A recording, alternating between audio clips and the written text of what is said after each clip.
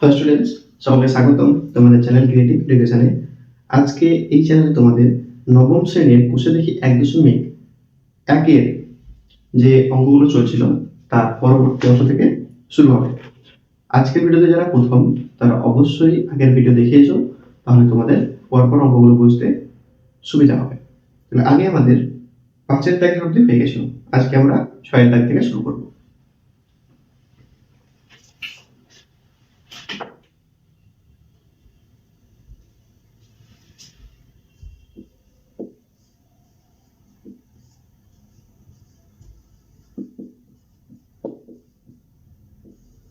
কোষে দেখি 1.1 আমাদের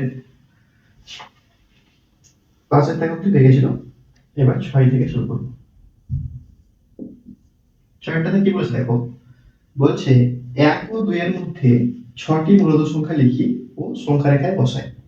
তাই তো দেখো, যে কোনো দুটি মূলদ সংখ্যার মধ্যে যদি একটি বার করতে বলতো, সেক্ষেত্রে আমাদের একটা সূত্র ছিল যে যে দুটির সঙ্গে বলেছে সেই দুটির যোগফল বাই 2। এবার এখানে কি বলেছে 6টি মূলদ সংখ্যা বার করতে হবে দুটি মূলদ সংখ্যার মধ্যে। তাহলে এই জন্য আমাদের একটা সূত্র আমরা শিখেছিলাম যে d সমান y - x by n plus 1। প্রত্যেকটা কি কি কোনটাকে কি বলে সেটা তোমার বাস্তব সংখ্যার যে পার্ট 2 ভিডিওতে সব বলা আছে। এবার এই ক্ষেত্রে আমরা দুভাবে বার করতে পারি, আমি তোমাদেরকে দুটোই দেখাচ্ছি, তোমাদের যেটা সুবিধা হবে সেটা করবে। প্রথমত যেটা আমরা জানি এইটা, যে d সমান y - x by n plus 1। তাহলে কার কার মধ্যে বার করতে বলেছে আমাদেরকে? 1 ও 2 এর মধ্যে, 1 ও 2 এর মধ্যে। তাহলে এই ক্ষেত্রে d এর মানটা বার করে লিখি। তাহলে এই ক্ষেত্রে d সমান কি হয়েছে 2 - 1 বাই 6 প্লাস 1। তাহলে d is equal to 3/7। তাহলে মূলদ সংখ্যাগুলি হলো যথাক্রমে মূলদ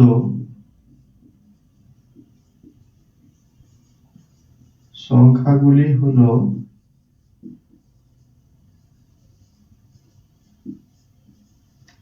যথাক্রমে কি, প্রথমটা হচ্ছে x প্লাস d, তারপরটা x প্লাস 2d, তারপরটা x প্লাস 3d,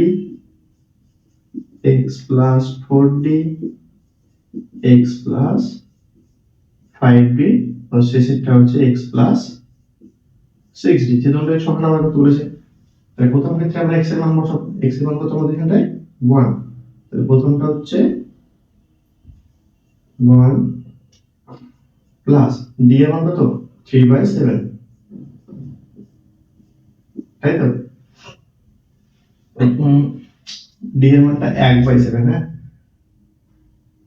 2 - 1 = 1/7। তাহলে 1 + 1/7।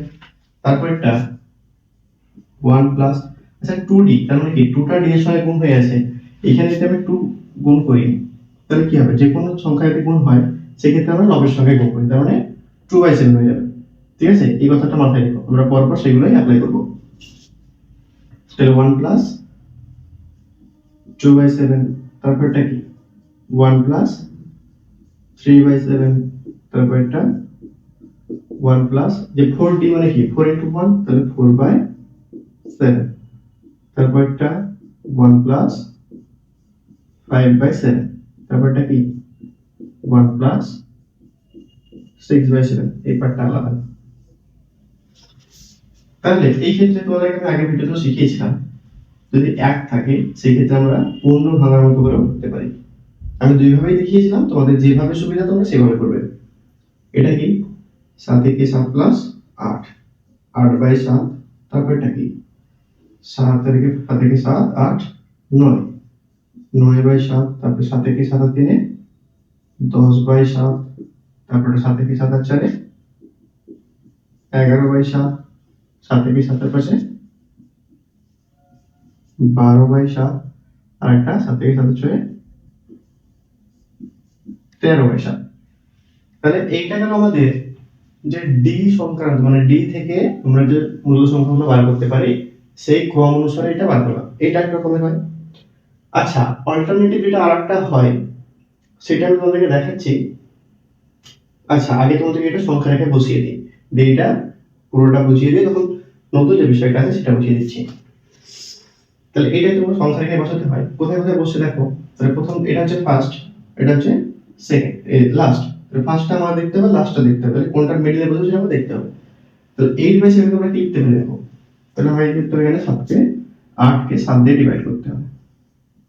তাহলে 7 1 7, 1 দিয়ে 0, 7 1 7, 3.0, 7 4 28, 20, 7 2 14, 6 0, 7 8 56 দিয়ে 4 আসছে 40, মানে 7 5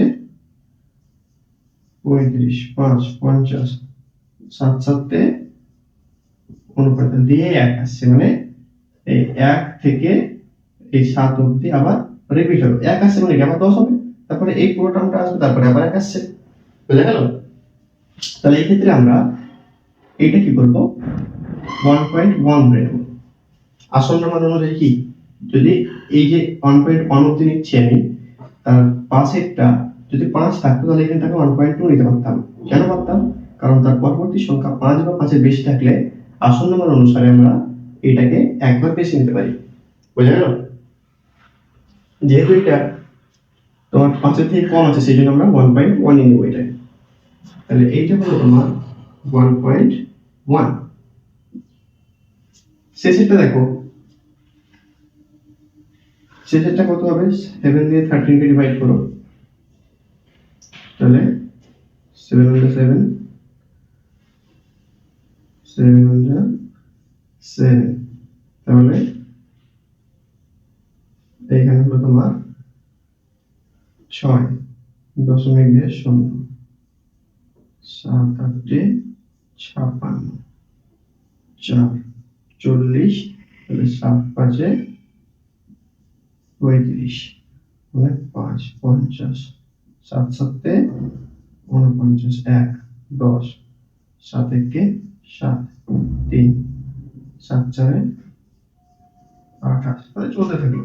তাহলে আমরা যদি এইটুকু নিই, তাহলে কি বললাম, যেটা আপনি নিব তার পরবর্তী সংখ্যা যদি 5 বা তার 5 বেশি, মানে 5 এর বেশি থাকে, তাহলে সেই ক্ষেত্রে আমরা এটাকে একবার যোগ করে নিতে পারি। তাহলে এটা কি আমরা 1.9 নেব। তাহলে এটা কি 1.9। তাহলে এই যে সমস্ত সংখ্যাগুলা, তাহলে কি এটা 1.2, এটা 1.3, 1.4, 1.7 এরকম করে, তাহলে কি এইটা এটা মিলিয়ে আছে, মানে সমস্ত সংখ্যাগুলা 0 থেকে 1 এর মধ্যে আছে, তাই তো? তখন 1.9 এর পরে 2 আসবে, তাহলে সংখ্যা রেখে স্থাপন করতে গেলে আমাকে দাগ হলো, এটা 0, এটা -1, এটা প্লাসের 1, প্লাসের 2, ঠিক আছে? তাহলে সমস্ত সংখ্যাগুলো কি, এই তো আমাদের পার্ট, তাই না? এটা মিডিল, মানে 0.5, এটা সরি, এটা থাকবে 1 আর 2 এর মধ্যে, যেহেতু 1 ক্রস করে গেছে আর এখানে 2 ক্রস করে যায়, তাহলে এটা কি 1.5, তাই তো? 1.9 এটা, তাহলে এই 1.1 হচ্ছে এইটা, তাহলে এইটা হচ্ছে কি তোমার 8/7, তারপরে এটা কি, এইটা হচ্ছে তোমার 13/7, তো বাকি যতগুলো আছে সবগুলো তো এখানে আছে, তাই না?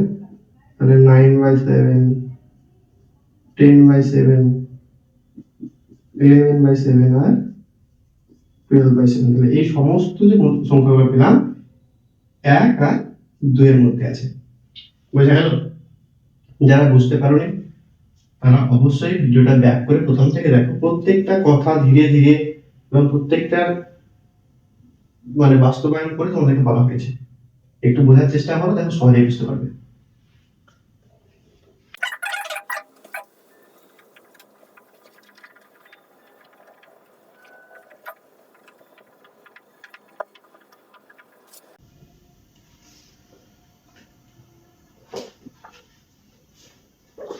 তাহলে দেখো, ওই সেম অঙ্কটাই আমরা অল্টারনেটিভ মানে অন্য উপায়, আমি এখানে পাশে লিখে দিচ্ছি অল্টারনেটিভ।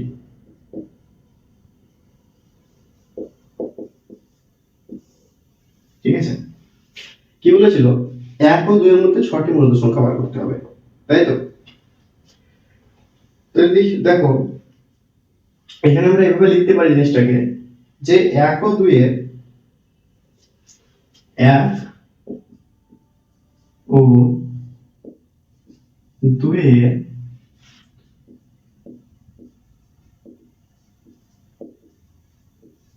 সমতুল্য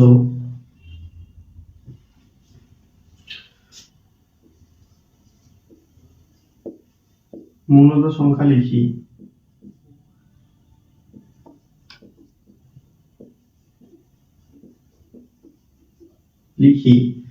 যাদের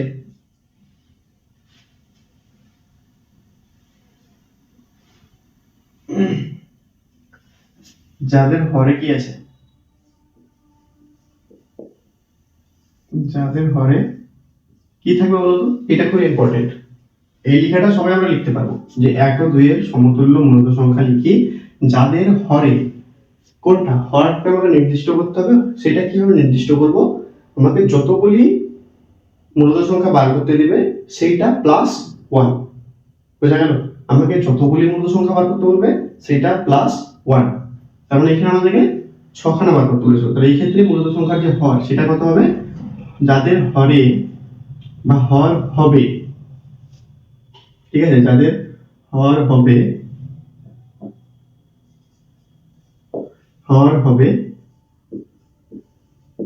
সমান 6 প্লাস 1 সমান 7, বোঝা গেল? 1 ও 2 এর সমতুল্য মূলত সংখ্যা লিখবো যাদের হর হবে কি, যতগুলো আমাকে মূলত সংখ্যা বার করতে বলবে সেইটা প্লাস 1, বোঝা গেল? দেখো তাহলে এই যে এই সংখ্যাটা 1,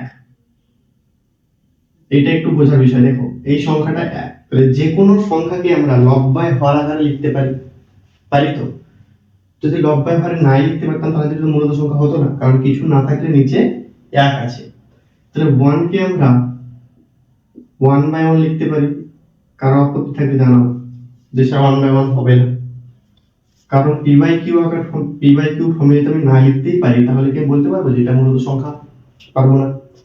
তাহলে এবার কি বলেছে আমাকে হরে আনতে হবে 7, তাহলে এই জায়গাটাতে আমাকে 7 আনতে হবে। তার মানে কি একই সঙ্গে কত গুণ করলে 7 আসবে? স্যার 7 গুণ করলে 7 আসবে, তাই না? তাহলে কি করা যায়?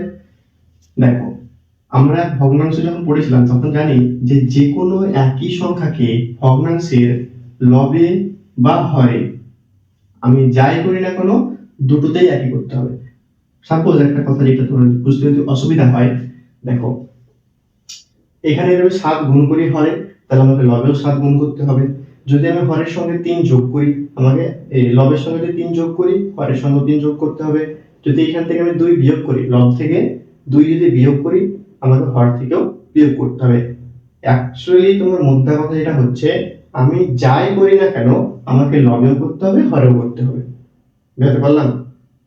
তাহলে আমাকে হরে যদি এখানটায় 7 নিয়ে আসতে হয় তাহলে এখানে সঙ্গে 7 দিয়ে গুণ করতে হবে, তার মানে আমি উপরেও 7 দিয়ে গুণ করব, বোঝা গেল?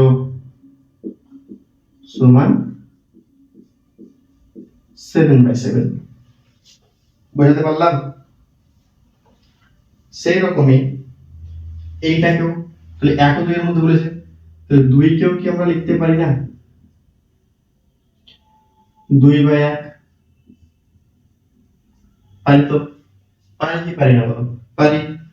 এই ক্ষেত্রেও আমাকে বলছি আমি হর করতে হবে আমাকে 7, তাহলে হর যদি আমাকে 7 করতে হয় তার মানে হরের সঙ্গে আমাকে 7 গুণ করতে হবে, যেহেতু হরে 1 আছে।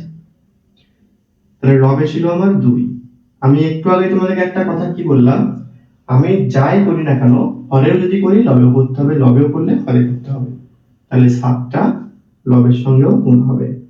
তাহলে কি হলো 7 2 14 বাই 7 একে 7। এই ক্ষেত্রে দেখো কি হলো, হরে 7 এলো, এই ক্ষেত্রেও দেখো হরে তোমার 7 এলো, কিন্তু 7/7 আর 14/7 মধ্যবর্তী কিন্তু অনেকগুলো সংখ্যা আছে।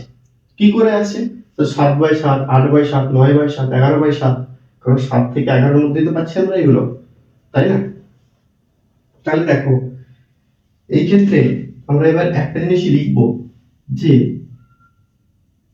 অঙ্ক আমাদের হয়ে গেছে, এবার শুধু আমরা লিখবো 1 ও 2 এর মধ্যবর্তী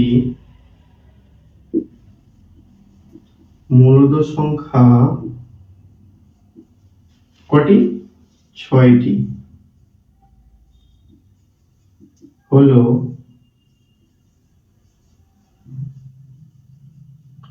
যথাক্রমে কি কি? 7/7 আর 14/7 মধ্যবর্তী যতগুলো সংখ্যা আছে সেগুলোই তো কি?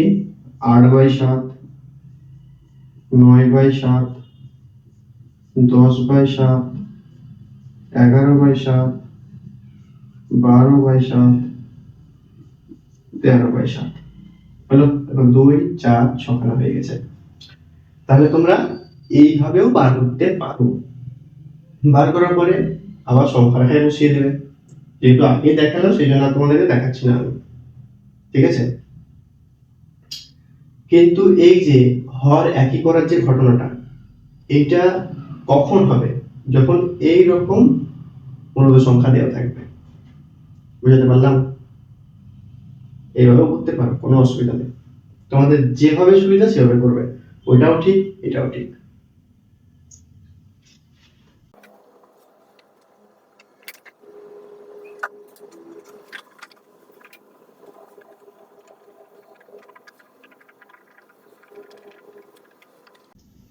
দেখো এর পরবর্তী অঙ্ক 7-এরটাতে কি বলেছে?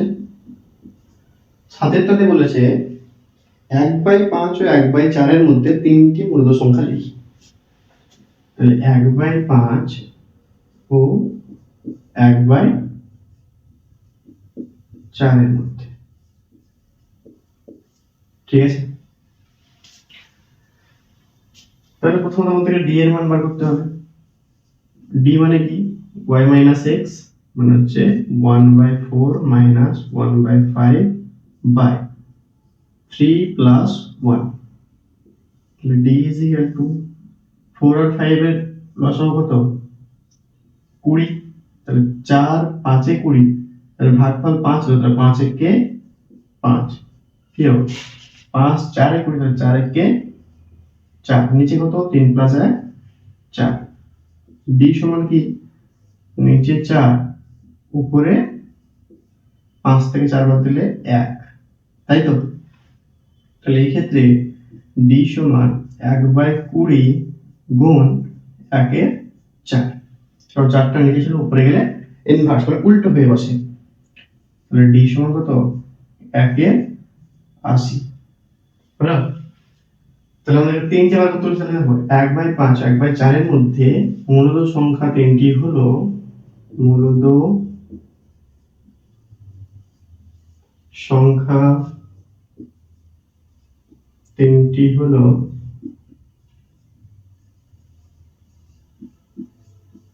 যথাক্রমে কি কি? একটা হচ্ছে তোমার x + d, তারপর একটা x + 2d, তারপর একটা x + 3d। বুঝা গেল? তাহলে x এর মান হচ্ছে এখানটায় আমাদের 1/5 প্লাস 1/80, তারপরটাতে 1/5 মাইনাস, দেখো এক্ষেত্রে কি হবে? 2 মাল্টিপ্লাই হবে, এখানে যদি 2 গুণ করি তাহলে এক্ষেত্রে লবের সঙ্গে গুণ হয়। যে কোনো সংখ্যাকে আমরা ভগ্নাংশের সঙ্গে গুণ করি সেটা সবসময় লবের সঙ্গে গুণ হয়। তাহলে 2, তাহলে 2টা গুণ করতে হবে, উপরে লবের সঙ্গে 2 কে 2 2/80। এটার ক্ষেত্রেও ঠিক সেম, 1/5 প্লাস 3/80। এই ক্ষেত্রে দেখো 5 আর 80 এর যে লসাগু সেটা হবে তোমার 80। কি করে? দেখো 5 আর 80 যদি লসাগু বার করি 5 দিয়ে যাবে, 5 লিখলে 5, 5 16 80। তাহলে লসাগু কি এই সমস্তগুলোর গুণফল 5 × 1 × 16 সমান 80। তাহলে লসাগু হলো আমাদের 80। তাহলে 5 16 80, তাহলে 16 একে 16 যোগ 80 একে 80, তাহলে 1 একে 1 কমা 5 80 লসাগু কত 80। তাহলে 5 16 80, ঠিক আছে। তাহলে 16 প্লাস 80 একে 80, তাহলে ভাগ হলো 1, তাহলে 2 একে 2 কমা এটারও সেম 80 লসাগু, এখানে 5 16 আছে, তাহলে 16 একে 16 যোগ 80 একে 80 ভাগফল 1, তাহলে 3 একে 3, তাহলে 17/80, 18/80, তার হচ্ছে তোমার 19/80। তাহলে যে মূল সংখ্যা তিনটি হলো সেগুলো হলো এইটি, 17/80, 18/80, 19/80। বোঝা গেল? এবার দেখো আটেরটা।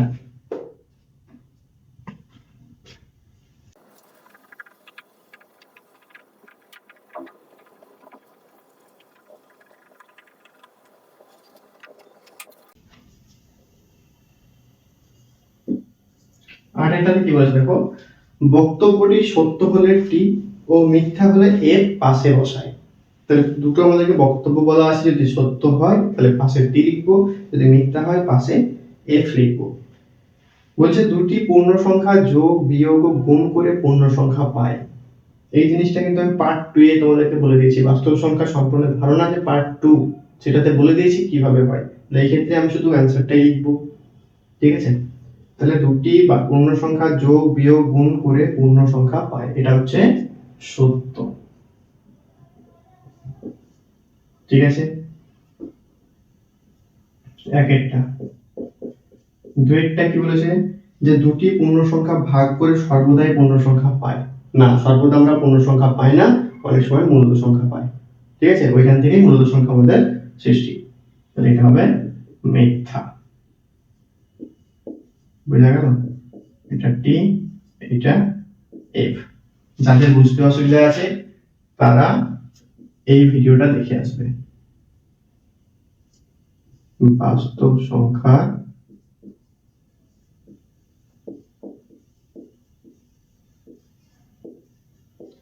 সম্পূর্ণ ধারণা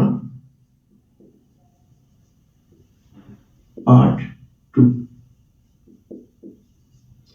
এইটাতে তোমাদের সমস্ত কিছু বলে দিয়েছি আমি। প্রত্যেকটা চ্যাপ্টার শুরু করার আগে, অনুশীলনী শুরু করার আগে কি কি ধরনের অঙ্ক আসতে পারে, কোন কোন মেথড ইউজ করতে হবে আমাদেরকে, কখন কোনটা ব্যবহার করব, সমস্ত বিষয় আমি আলোচনা করে দিই।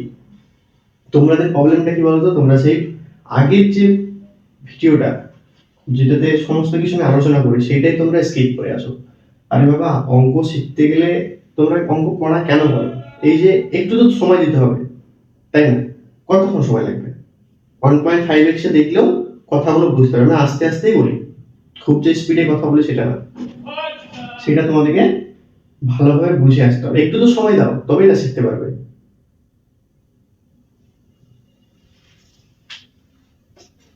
তারপরে 9টা দেখো কি বলেছে, দুটি মূল সংখ্যা যোগ বিয়োগ গুণ ও ভাগ করলে কি সংখ্যা পাবো লিখি। দেখো, মূল সংখ্যার আমি যোগ গুণ ভাগ বিয়োগ যাই করি না কেন আমি মূল সংখ্যাই পাবো। বোঝা গেল?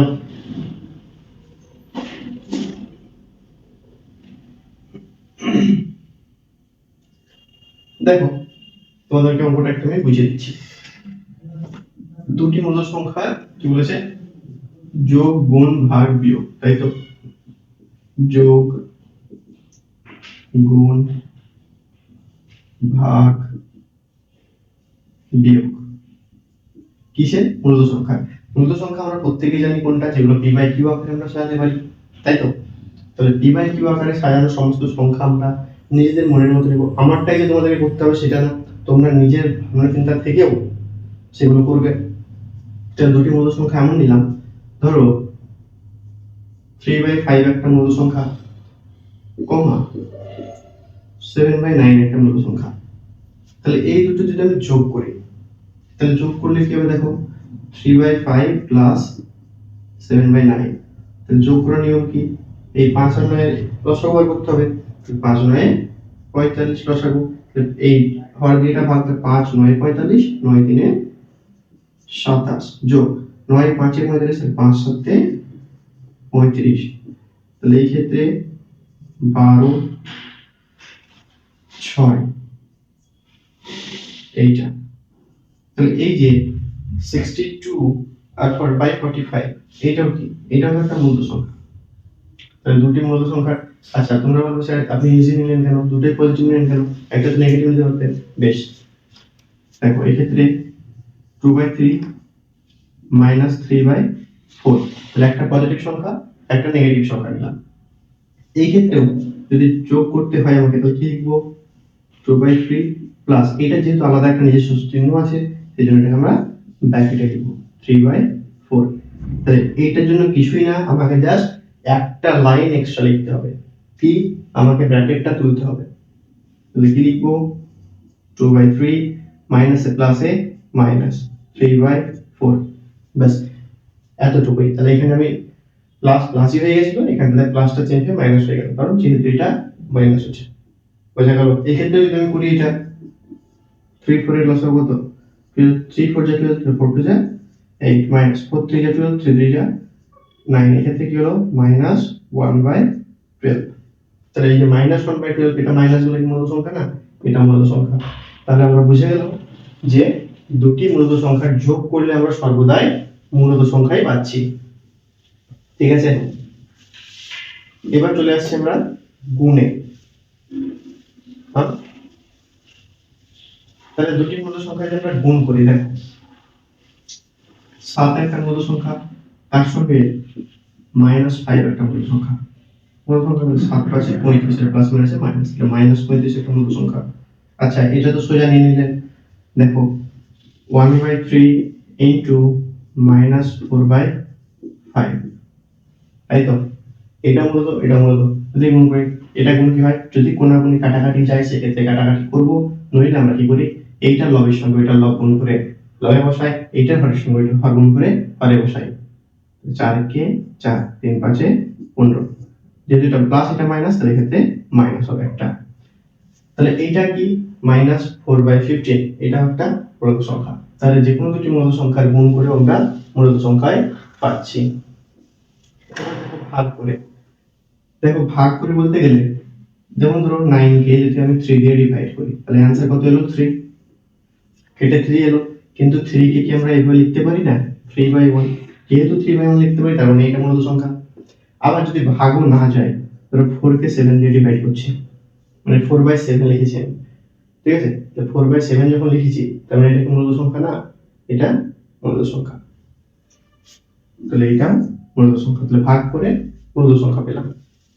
আচ্ছা এবার থাকছে বিয়োগ। যেটা বিয়োগ আমি একটা তোমাদের এখানে দেখিয়ে দিয়েছি অলরেডি। তাহলে দুটি মূল সংখ্যার যোগ গুণ ভাগ বিয়োগ করে সর্বদাই আমরা কি পাবো? সর্বদা মূল সংখ্যাই পাবো। এই কথাটা মাথায় রাখবেন। যে কোনো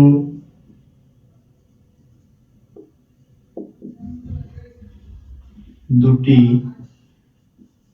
মূল সংখ্যার গুণ যোগ ভাগ বিয়োগ করলে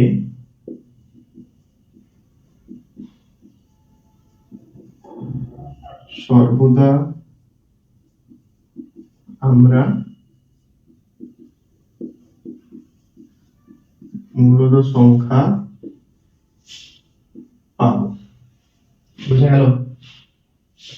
তাহলে আজকের জন্য এতটুকুই। তোমাদের সঙ্গে দেখা হচ্ছে নেক্সট ভিডিওতে।